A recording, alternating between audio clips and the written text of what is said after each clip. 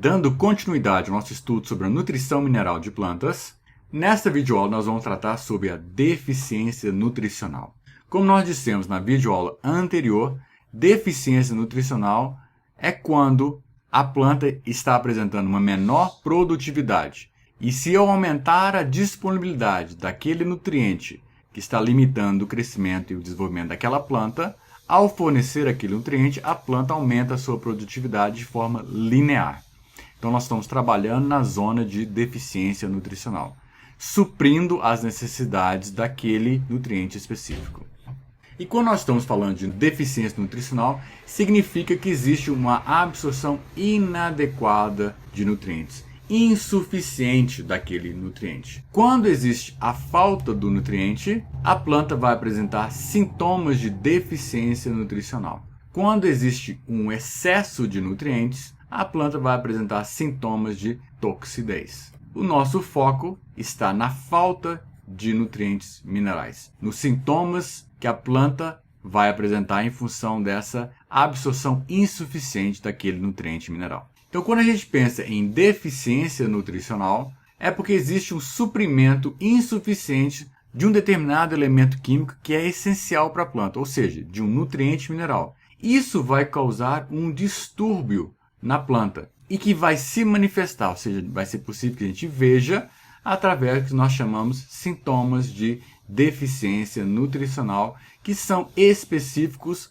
para aquele nutriente que está faltando ou que está sendo suprido em quantidades insuficientes para aquela planta. Então, quando a gente pensa em deficiência nutricional, eu penso quais são os sintomas relacionados com aquele nutriente mineral. E os sintomas estão diretamente relacionados com a funcionalidade daquele elemento nas plantas. E aqui vão algumas considerações que são importantes a gente fazer. A grande maior parte dos sintomas que nós avaliamos são observados na parte aérea das plantas. A pergunta é por quê?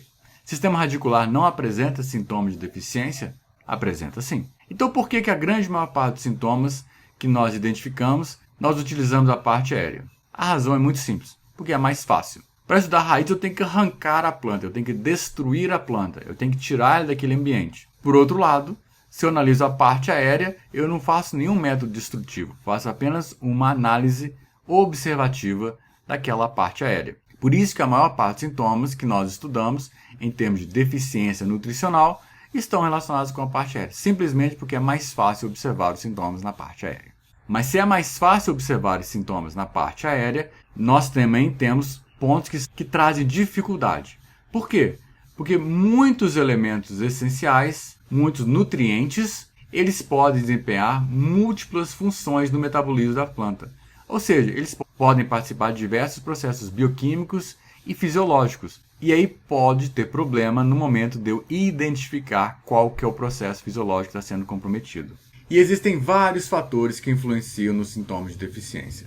Alguns fatores são específicos, como por exemplo, a espécie. Espécies diferentes apresentam sintomas diferentes, porque é característico daquela espécie. Então, uma deficiência, embora a funcionalidade do nutriente seja comum a todas elas, a manifestação daquela deficiência nutricional pode apresentar características específicas para aquela espécie. Então, é preciso estudar espécie por espécie. Uma outra característica específica é o grau de deficiência daquele nutriente. Para apresentar sintoma de deficiência, a planta está crescendo no ambiente com quantidade insuficiente daquele elemento químico que é essencial para a planta. Ponto. Mas quanto dele que está faltando? Pode ser que a planta tenha muito pouco ou tenha uma concentração intermediária. Então, o grau de sintomas apresentados vai variar em função do grau de deficiência daquele nutriente. A fase de desenvolvimento é outro fator específico. Se o nutriente ele participa de determinados processos, se a planta está numa fase vegetativa, eu posso ter um determinado sintoma. Mas, porém, se está numa fase reprodutiva, os sintomas podem se apresentar nas flores, por exemplo, e não mais na parte vegetativa, porque a flor se torna o dreno principal. Pode ser que o sintoma se apresente no momento de frutificação, de enchimento do grão, ou de enchimento do fruto, e isso vai trazer complicações. Pode ser que ele só tenha uma funcionalidade mais significativo no momento de formação do fruto. Então, na fase inicial, eu não percebo sintoma nenhuma, mas quando é na fase de frutificação, eu vou observar aquele sintoma de deficiência. Outro fator específico são as múltiplas deficiências nutricionais. É muito simples, a gente trabalhando com hidroponia, tirar apenas um elemento químico e analisar como que a planta vai responder. Mas na natureza, não é assim que acontece. Eu posso ter múltiplas deficiências nutricionais numa mesma área em que a planta está crescendo. Eu posso ter uma área que tem uma baixa disponibilidade de nitrogênio, mas também tem uma baixa disponibilidade de ferro e de cloro. E agora, como é que eu separo os sintomas que estão acontecendo? Então isso traz um grau de complicação maior. E um último fator específico que eu quero chamar a atenção é com relação às doenças. Muitas doenças induzem sintomas nas plantas que são extremamente similares aos sintomas de deficiência nutricional. Por quê? Porque os processos fisiológicos afetados pelos patógenos podem ser próximos aos processos fisiológicos afetados pela deficiência nutricional. Então, por exemplo, eu posso ter folhas apresentando necrose nas folhas. E essa necrose eu não vou saber se é por causa de uma deficiência nutricional ou se é por causa de um processo fitopatológico que está acontecendo ali, se é um fitopatógeno que está atacando aquela planta. Eu posso ter um problema de podridão nos frutos, e aquela podridão nos frutos pode ser causada por uma deficiência nutricional que leva a uma modificação fisiológica de formação do fruto, ou pode ser que seja um fitopatógeno que esteja realmente atacando aquele fruto. Então isso traz um grau de complicação maior. E como é que eu saio dessa situação? Você tem que conhecer muito bem a sua cultura. E você vai precisar de conhecer a parte de doenças de plantas, e você vai precisar conhecer determinados fatores que estão envolvidos na formação dessa doença. E aqui eu quero chamar a atenção de vocês para o seguinte. Quando se fala em deficiência nutricional, o aparecimento dos sintomas de deficiência nutricional é um processo gradativo e relativamente longo. Ou seja, não vai acontecer de um dia para o outro, não vai acontecer em 2, 3 dias. Ele vai acontecer ao longo de semanas.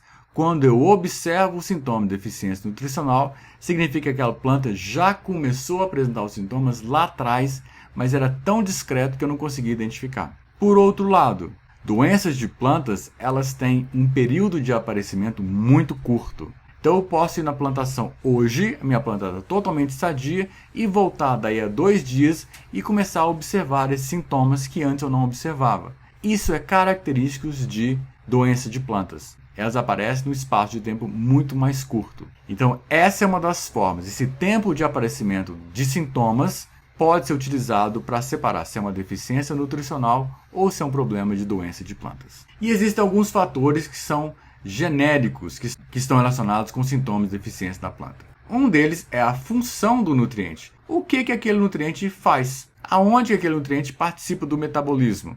Isso vai nos dar uma ideia do processo que está sendo afetado.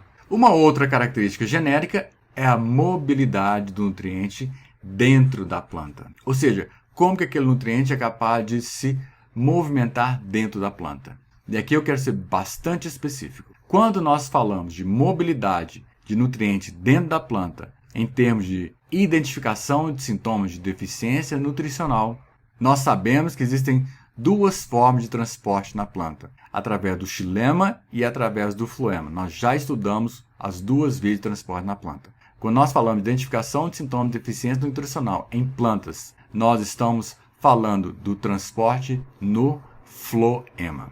Não estamos nos referindo ao transporte no xilema. Estamos nos referindo como que aquele nutriente mineral pode ser redistribuído dentro da planta. Ou seja, nós estamos falando da reciclagem interna dos nutrientes na planta. E aqui nós caímos em 2 classes. Nós temos a classe dos móveis e a classe dos imóveis. E o que é isso? Vamos entender por partes. Quando a gente diz que o nutriente ele é móvel dentro da planta, significa que ele pode ser redistribuído dentro da planta. Ou seja, que ele pode ser transportado pelo floema. Quando eu digo que o nutriente ele é imóvel dentro da planta, significa que ele não pode ser redistribuído dentro da planta. Significa que ele não pode ser transportado pelo floema. Quando o nutriente ele é móvel dentro da planta, os sintomas de deficiência aparecem primeiro nas folhas mais velhas. Por que disso? Imaginem uma planta, na base dessa planta estão as folhas mais velhas. No ápice, no topo dessa planta, estão as folhas mais novas. Qual dessas duas partes, considerando a parte aérea, as folhas mais novas e as folhas mais velhas, qual dessas duas é um dreno preferencial? As folhas mais velhas ou as folhas mais novas? As folhas mais novas são dreno comparativamente com as folhas mais velhas. Então imagine agora que essa planta está crescendo num ambiente e que está faltando nutrientes no solo.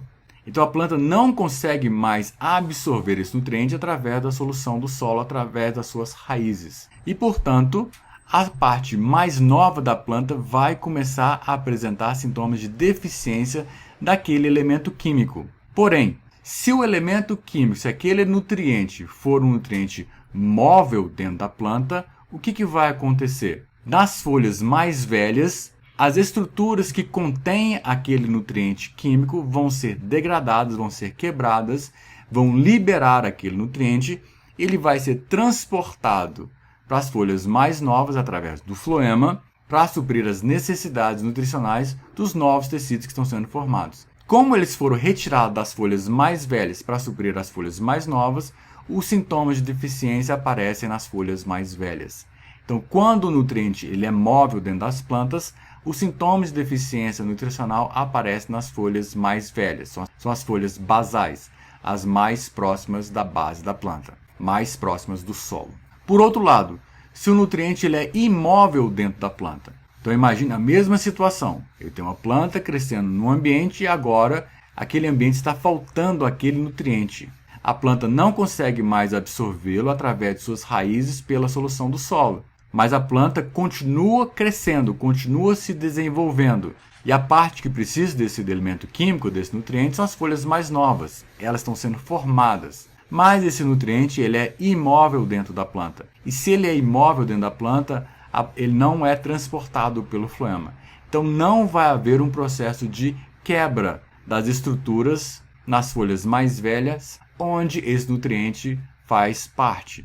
Então, neste caso, os sintomas de deficiência vão aparecer nas folhas mais novas. Então, quando o nutriente ele é imóvel dentro da planta, os sintomas de deficiência aparecem nas folhas mais novas, aparecem mais próximas ao ápice da planta. E é isso que está mostrando nessa tabela aqui. Nessa tabela estão separados os nutrientes que são móveis e os nutrientes que são imóveis. Precisa decorar isso? Não, só isso com o tempo vocês vão aprendendo isso. Vocês têm acesso a essa literatura e vocês podem consultar isso quando tiver necessidade. Mas, por exemplo, nitrogênio. Se a planta está deficiência em nitrogênio e ele é móvel dentro da planta, os sintomas aparecem nas folhas basais. Potássio é um nutriente móvel dentro da planta, então os sintomas de deficiência nutricional aparecem nas folhas basais. E assim sucessivamente para cada um deles. E nos imóveis? Exemplo, cálcio. Cálcio não é transportado pelo floema. Então, quando a planta tem deficiência de cálcio, os sintomas vão aparecer na parte apical daquela planta. A mesma coisa acontece com ferro e por aí afora vai, com todos os outros. Então, essa característica de mobilidade interna dos nutrientes minerais sendo redistribuídos pelo floema auxilia, juntamente com em se sabendo a funcionalidade daquele elemento químico, daquele nutriente na planta, nos auxilia a identificar qual o nutriente que está faltando. E aqui eu quero mostrar alguns exemplos para vocês. Na literatura existem cartilhas em que vocês vão encontrar para as plantas agronomicamente cultivadas fotografias e ilustrações mostrando sintomas de deficiência. Quando você vai trabalhar realmente com a cultura, você vai se familiarizando com as suas características específicas. No caso de tabaco, aqui nós temos deficiência de nitrogênio, é o primeiro aqui. Ele aparece nas folhas basais. Fica mais amarelada. Por que fica amarelado? Porque nitrogênio faz parte das estruturas das clorofilas, no anel porfirínico, aqueles anéis heterocíclicos. Se não tem nitrogênio, a planta continua crescendo, então ela precisa de nitrogênio nas folhas mais novas. As clorofilas da parte basal são quebradas, liberando nitrogênio para as folhas mais novas que estão sendo formadas. Então o sintoma dessa clorose aparece nas folhas basais, porque ele é móvel dentro da planta. Aqui do lado nós temos o fósforo. É mais difícil de perceber, mas vocês podem perceber que do lado esquerdo aqui dessa fotografia, as plantas estão maiores do que do lado direito. E por que disso? Uma das razões é que o fósforo faz parte da estrutura do ATP, que é a fonte de energia. Então as plantas da esquerda têm mais energia e conseguem realizar todos os processos que dependem de energia de uma forma mais eficiente do que as plantas que estão localizadas do lado direito dessa fotografia. Não vou falar com todos não. Eu vou chamar a atenção, por exemplo, do cálcio. Cálcio faz parte da estrutura das paredes celulares, pectatos de cálcio, uma série de outras estruturas. Mas ele é imóvel dentro da planta. Como ele é imóvel dentro da planta, os sintomas de deficiência aparecem no ápice. Então aqui há um crescimento menor da parte aérea. Aqui nós temos o magnésio.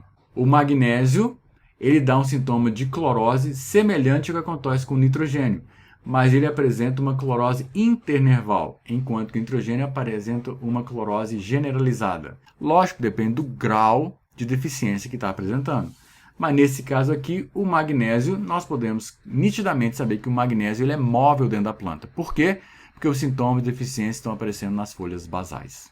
E por que dá essa clorose? Porque o magnésio faz parte da estrutura das clorofilas também. Ele está no meio do anel porfirínico, ligando os anéis heterocíclicos. No tomateiro é a mesma coisa. As plantas foram crescidas em soluções hidropônicas e foram se analisando os sintomas de deficiência nutricional. Então nós temos situações com deficiência de nitrogênio, nitrogênio de fósforo, potássio, magnésio, cálcio e assim sucessivamente. E assim vocês vão identificando e se familiarizando com aquela cultura para que vocês possam, em condições de campo, identificar mais facilmente. Pelo menos ter uma ideia do que realmente pode estar acontecendo lá. Isso é tão avançado que até em cannabis sativa, em maconha, existem tabelas de identificação de deficiência nutricional nas plantas. Como vocês podem perceber, é um estudo bastante complexo, que só com a experiência e com a vivência é que a gente pode realmente começar a compreender e identificar a participação dos nutrientes no metabolismo e na fisiologia das plantas. Mas o que nós quisemos dar aqui para vocês são noções genéricas, básicas, que vão auxiliar vocês caso vocês tenham necessidade de trabalhar nesta área. Era isso que nós tínhamos para passar para vocês nessa videoaula e nos vemos na nossa próxima videoaula. Até a próxima!